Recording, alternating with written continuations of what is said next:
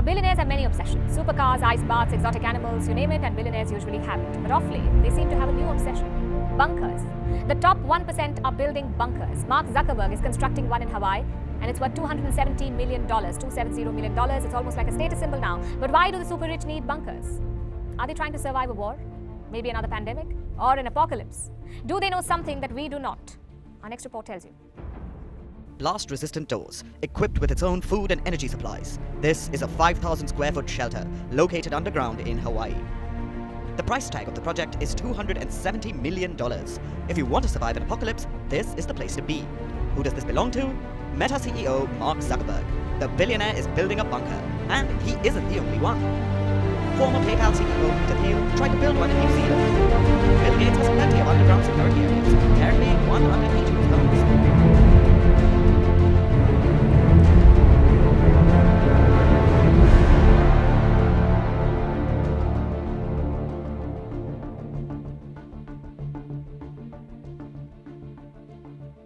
Some of these bunkers have registered nurses, a collection of drugs, decontamination booths, medical supplies. One even has a full-fledged operating table. Basically, you can survive anything in there. It's almost like modern-day Noah's Ark. If you are in the bunker, you are likely to survive almost all catastrophes. But it's not for everyone, it's only for the chosen few. And here, Noah is not making the choice. The world's super rich are making it for themselves. But beneath all these underground bunkers lies a dark truth.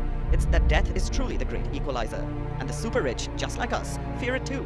They cannot buy their way out of it, even with these underground bunkers and fortresses. But that hasn't stopped them from trying.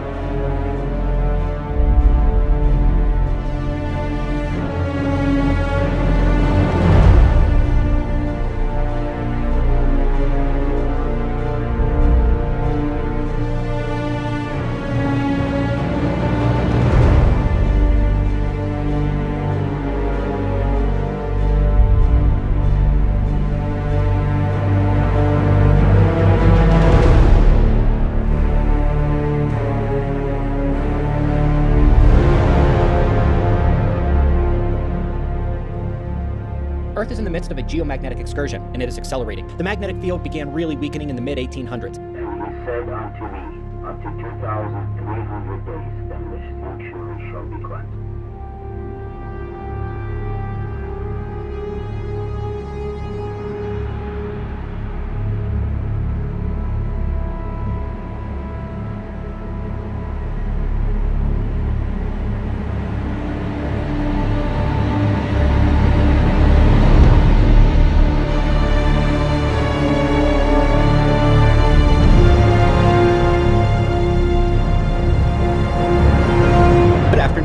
We focus a lot on various Earth changes and signs of the impending magnetic pole shift, but it's not just the Earth. The entire solar system is shifting in a similar way. We've gone over this, but here's a recap, and we'll follow it with the newest evidence. The sun's magnetic field is changing just like Earth's is, and with it, the helium abundance in the corona and possibly the solar wind. That last part is awaiting secondary confirmation. Mercury is the lone outlier in the entire solar system. We need to wait for Bepi-Colombo data in the next few years. But Venus's fastest winds have increased 33%, and that was reported a decade ago, and maybe even faster now. Mars has notable climatological, seismological, and rotation speed changes. It's now thought to have an active mantle, and while scientists mostly believe they made a mistake in years past when they thought the planet was dead, it is just as likely that the planet has recently woken up.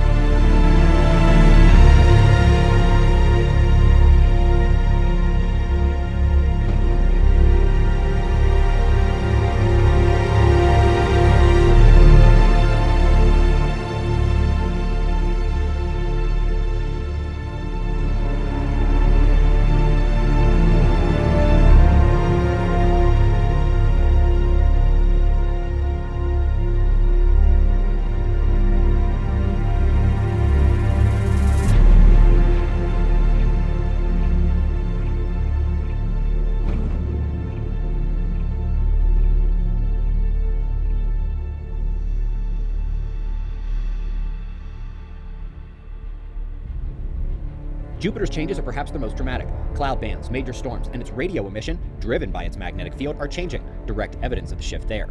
Saturn's superstorm was on a reliable 30-year cycle until it came a decade early. Uranus has had record storms and aurora, indicating a systemic change there.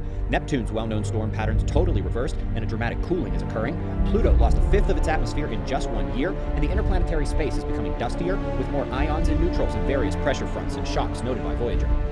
The working hypothesis is that the solar system is taking impact from the galactic current sheet and the galactic magnetic reversal. In the last year, we've had 3 significant new updates to the list. Neptune's cloud changes are far too dramatic to just be a function of the solar system.